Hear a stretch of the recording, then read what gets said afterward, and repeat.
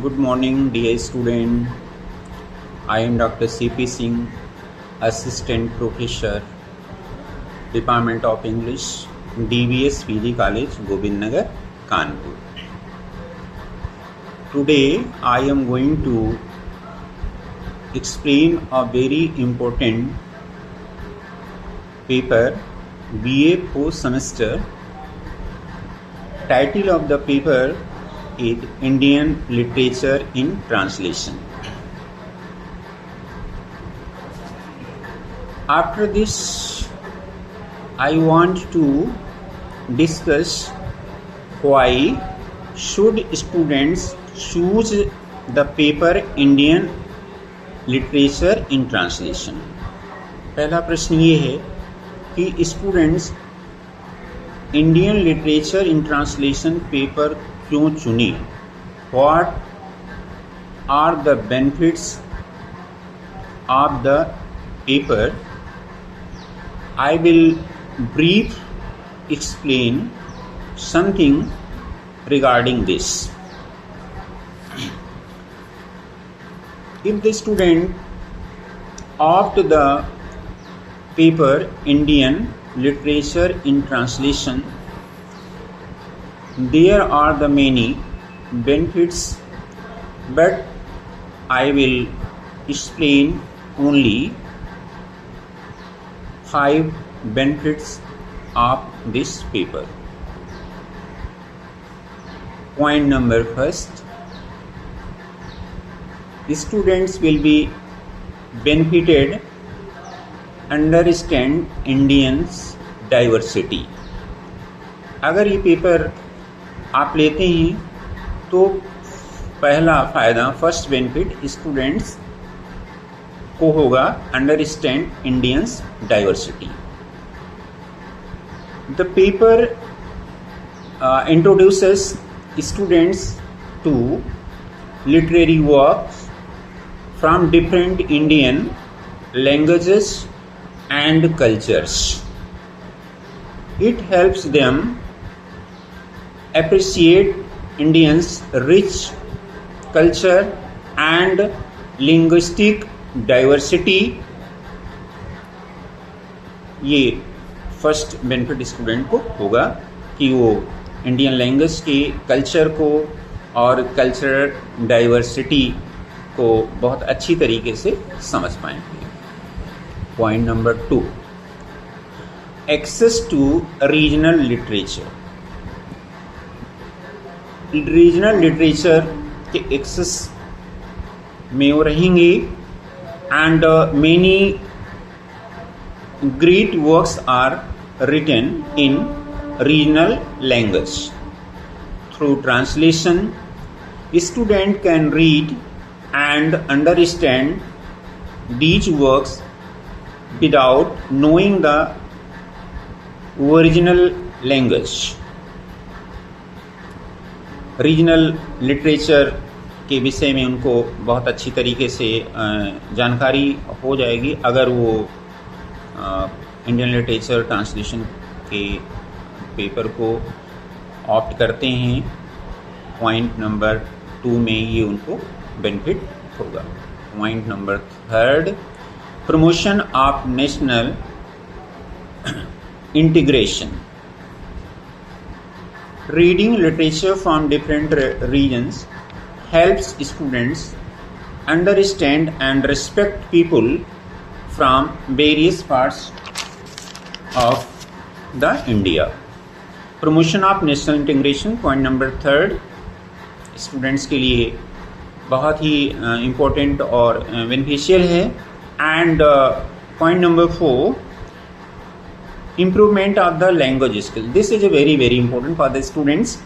If the students are opting the Indian literature in translation, so really the improvement of the language skill में बहुत ज़्यादा उनको फ़ायदा होगा.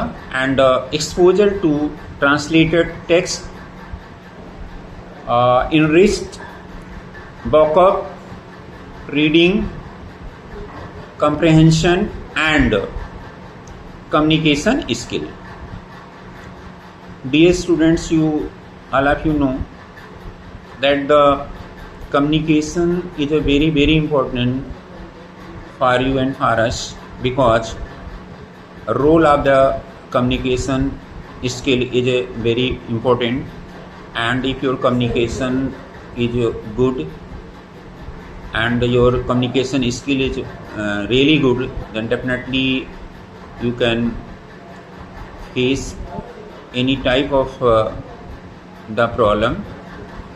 And in case of the job or general, suppose that you are going out of a station for tour, for visiting for other state, their regional language is Marathi and Tamil, etc. But if your communication skill is good and you can explain to thing in English, so definitely you will be success, and there will be no communication gap in case of the language. Next point, career benefits and knowledge of translation and comparative literature is useful for career in teaching and publishing, journalism, research, creative writing and translation studies. So these are the main 5 points which I discuss in front of you, and my question, why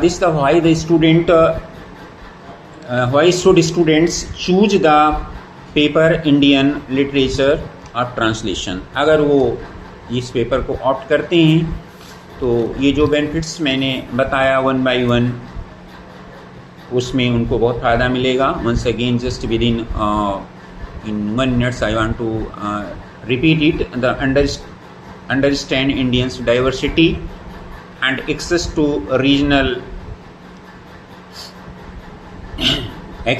regional literature, promotion of national integration and improvement of language skill, career benefits.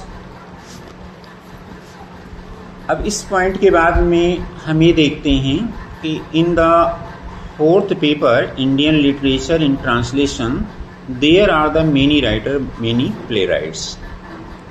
But I want to take the first in this first video Vijay Tendulkar. Vijay Tendulkar was really a very renowned, very famous and controversial writer. In briefly, I want to share about of the biography of Vijay Tendulkar. Vijay Tendulkar was born on 6th January 1928 in Mumbai. And Vijay Tendulkar was the famous playwright in Indian literature. Undoubtedly, निसंकोच हम कह सकते हैं कि विजय तेंदुलकर बहुत ही famous प्लेराइट्स in Indian literature में रहे. And he was a playwright, screen writer, journalist, essayist and social commentator who wrote mainly in Marathi. विशेष रूप से वो जो अपनी बुक्स को लिखते थे, अपनी प्ले को लिखते थे, वो मराठी में लिखते थे और वो महाराष्ट्र के थी भी. And his works are known for his realistic portrayal of the society, caste discrimination, violence, power and human relationships. उनके जो थीम विशेष रूप से होते थे वो कास्ट डिस्क्रिमिनेशन, जात पात का जो भेदभाव लोग करते हैं, वायलेंस हिंसा से रिलेटेड, और पावर और ह्यूमन रिलेशनशिप से रिलेटेड उनकी थीम, उनके प्ले विशेष रूप से हुआ करते थे। आगे चल करके अभी हम डिटेल में इसको डिस्कस करेंगे। And he wrote is the first, this is a very important my dear students, because in MCQ multiple choice question you have to opt the correct option, so this point is very important for you, and you can easily find out two objective type of the question from this. He wrote his first story when he was only 6 years old. This question can be asked in MCQ कि विजय तेंदुलकर ने किस as में अपनी पहली story लिखी थी। तो correct answer you can opt, there may be the 6 year, 8 year, 9 year, 10 year. तो the correct option will be there the 6 year old. When he was the 6 year old, the first he wrote his first story. So this is the first question. You can easily find out from this point. And the next question is also, he wrote and directed and acted in his first play at the age of the 11. जब उनकी as 11 साल के हो गए तो उन्होंने direct किया, act किया और अपना पहला प्ले 11 साल की एज में। तो this is the second MCQ multiple choice of the question you can find out. So there with the question may be 11 year, 12 year, 9 year and 14 year, but 11 year is a correct answer for this. And next, and after this I think I should discuss some notice especially literary career of the Vijay Tendulkar. अब हम लोग इनके literary career पे थोड़ी सी बात कर लेते हैं। Vijay Tendulkar began his career as a leading playwright in Marathi theatre. Marathi theatre में उन्होंने अपना पहला जो है लीडिंग प्लेराइट किया, और his work were realistic, bold and after the controversial. उनके जो वर्क होते थे, उनकी जो थीम होती थी वो बहुत रियलिस्टिक होती थी, बहुत बोल्ड लिखते थे और ऑफनली कंट्रोवर्शियल होते थे। What will be the consequences after the writing of the play? Vijay Tendulkar did not think about this, but he tried to write the realistic play, and the theme especially, those were really very relevant in our society. Just I discussed before this कि वो caste discrimination, violence, power and human relationship ऐसे important topic उनके होते थे जो वो अपने play में, अपने राइटिंग में लेते थे, और वो परिणाम क्या होगा, उनको क्या क्या फेस करना पड़ेगा, they didn't think about of this, he didn't about this, but he always tried to write the relevant and realistic play. There are the major work of there are the many work of Vijay Tendulkar, but I will discuss with you the only major work. Those works are really very important, and the readers extremely very happy please to read up these works, and these works are also in Arts University, CSM University and other university of the India. So about these major works I want to present in the front of you. The first here is Shantata Court Chalu Ahe. This was published in 1967.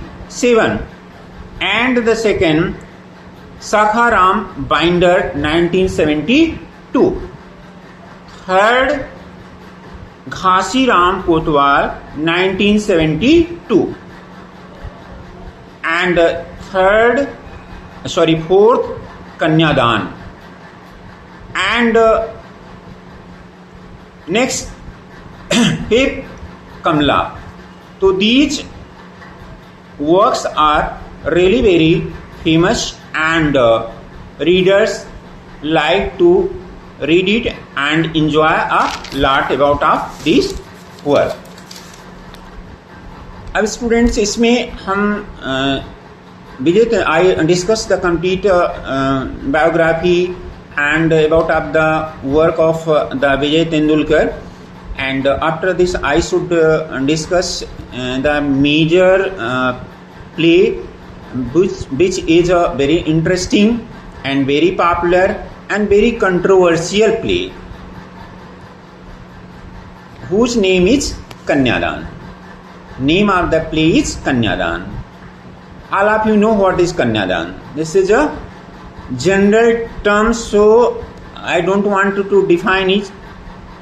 ये बहुत ज़्यादा define करने की ज़रूरत नहीं है, क्योंकि कन्या एंड दान, कन्या को दान के रूप में देना, दिस इज ए रिचुअल्स हमारी सोसाइटी में होता है. जो गर्ल्स को की मैरिज होती है वो कन्या होती हैं और उनको दान के रूप में दिया जाता है, तो इससे रिलेटेड दैट इज कॉल्ड कन्यादान. तो हमें इस कन्यादान को बहुत ज़्यादा डिटेल में नहीं करना है, but this is a title of the play by the Vijay Tendulkar whose name is कन्यादान.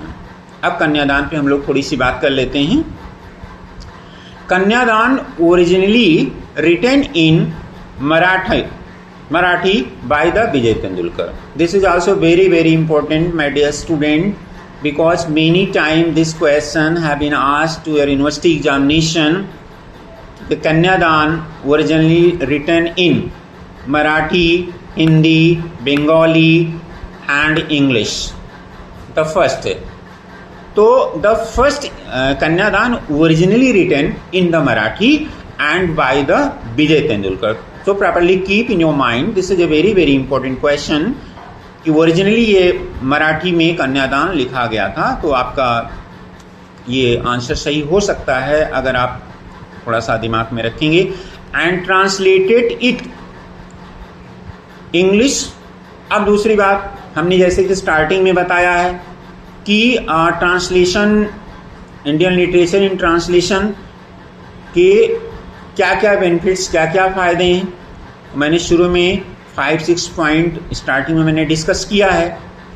तो वही चीज़ यहाँ पे आ रही है कि मराठी में लिखा गया था और मराठी से who translated this play Marathi into English. This question is also very important. तो I want to tell you the name of the writer who translated Kanyadan from Marathi into English, whose name is Gauri Ram Narayan. Gauri Ram Narayan. This question has asked in TGT examination. So this is a very important question for your university examination, and sometimes the paper setter also think this question should be the level of the TGT and PGT in literature. So there are the two questions. The first, Kanyadan translated originally Kanyadan originally written in Marathi by Vijay Tendulkar, and second objective type the question, it is translated into English by Gauri Ram Narayan. अब इसके issues क्या हैं. जब एक कन्यादान लिखा गया तो इसके तो these plays deal with issues such as the social operation, OPPRE, oppress किया जाना, दबाना, कुचलना, समाज में डाउन ट्रोडन जो हमारी शेड्यूल कास्ट थी, जो लोअर कास्ट थी, वो हाई कास्ट के द्वारा सोसाइटी में उनको बहुत ऑप्रेस किया जाता था, वो डाउन ट्रोडन रहते थे. Just like all of you know the many novel by the Mulk Raj Anand. Touchability is one of them. This novel is a very, very important and very interesting, and after the study of this novel you can understand what was the condition of the Rakha, Bakha and Sohni in the novel of the Untouchability by the Mulk Raj Anand. And many writers, Indian writers, they highlighted especially the problem of the downtrodden people in our society. They are oppressed by the high caste of the people to lower. So social oppression, caste conflict and patriarchy. PATRIARCHY, not patriarchy. You will write patriarchy, but correct pronunciation patriarchy. And political corruption and violence.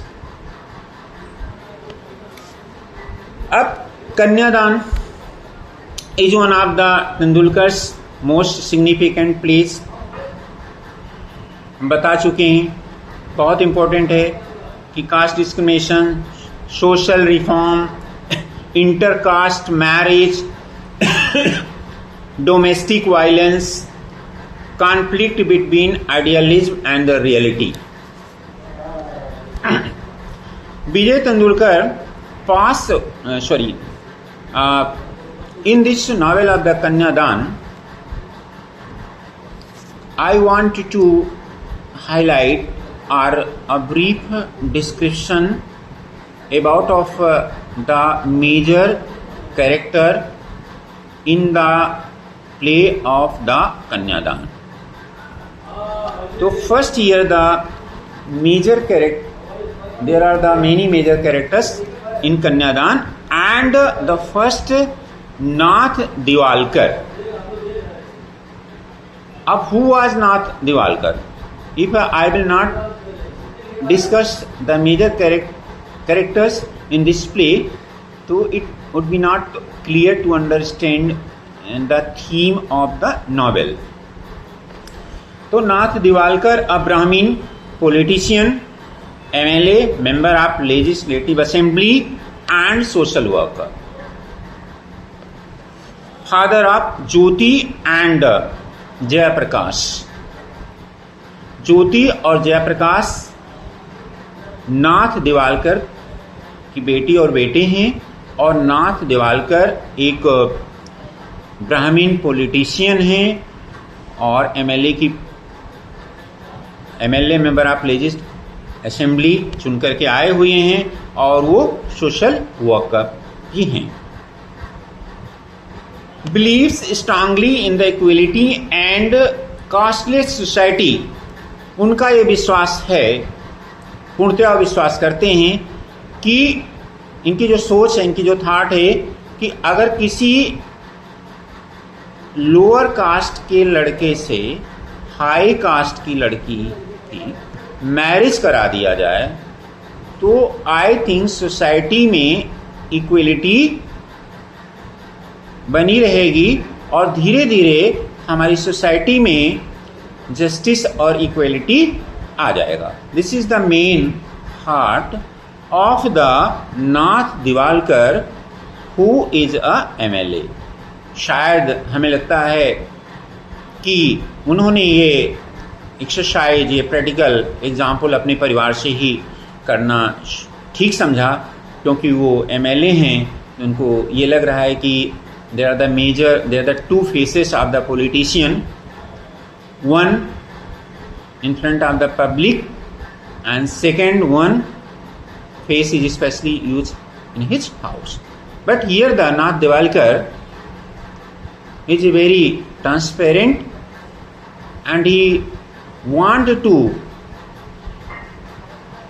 prove that I have two faces, I have no duality, but my behavior, my relation is similar, same as in my family and in our society.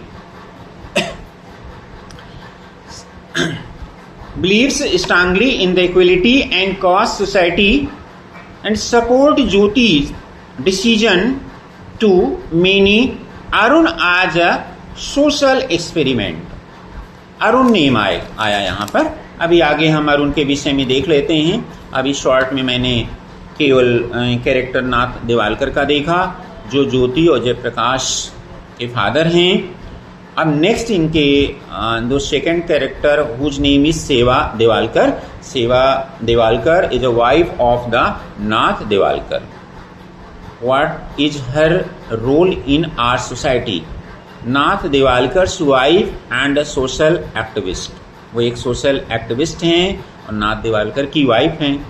And practical and realistic women. वो एक practical और realistic women हैं। She worries about Arun's characters and future of his daughter. वो अरुण के character और उसके future को लेकर के बहुत ओरीज हैं, बहुत चिंतित हैं। अभी आगे आप देखेंगे, क्योंकि अरुण और ज्योति का आपस में अफेयर है और ये मैरिज की बात आती है, जो नाथ देवालकर और सेवा देवालकर के सामने वो रखती है। आगे उसको हम लोग अभी डिस्कस करते हैं। Third character Jyoti Devalkar. Jyoti Devalkar is a daughter of Nath and Seva Devalkar. As an educated, idealistic and young woman, idealistic है और educated है, वो ये बताया गया वो बीए की स्टूडेंट है, वो बीए कर रही है। और जयप्रकाश एमएससी का स्टूडेंट है, जो इस प्ले में बताया गया है। She falls in love with Arun Athawale after reading his poetry and autobiography. Arun Athawale belongs to lower caste family and he is also colleague and student of the VA, but he is a good poet and he is writing the autobiography, and this writing and the quality Jyoti Devalkar like too much, so he attracts for the Nath Arun, and she is willing for the marriage to Arun Athale. The central character of the play है यहाँ पे, and her marriage becomes the basis of the drama's conflicts. और यही marriage को लेकर के, शादी की जब बात आती है, तो सबसे बड़ा कन्फ्लिक्ट्स यहाँ पर जो एक इशू बनता है, जो आपस में फैमिली के बीच में जो अरुण अथाले और ज्योति के बीच में विशेष रूप से कन्फ्लिक्शन होता है। This is the main reason the marriage between the Jyoti and Arun Athale. Next, Arun Athale, he is a Dalit poet and writer. वो दलित पहले बता दिया है हमने इनके विषय में। इंटेलिजेंट है, टैलेंटेड हैं and deeply affected the caste operation. Caste, high caste के द्वारा वो बहुत ज़्यादा प्रताड़ित किया गया है, ऑप्रेस किया गया है और सोसाइटी में बहुत इग्नोर किया गया है। तो ये चीज़ें उसके दिमाग में घर कर गई हैं और Arun wants to revenge marriage from the high caste of the girl whose name is Jyoti, and he want to take the revenge from the father of the Jyoti's father, and the sensitive and thoughtful है, opposes the marriage and the later proof name realistic than his father. और ये अच्छी तरीके से ये चीज़ को prove करता है।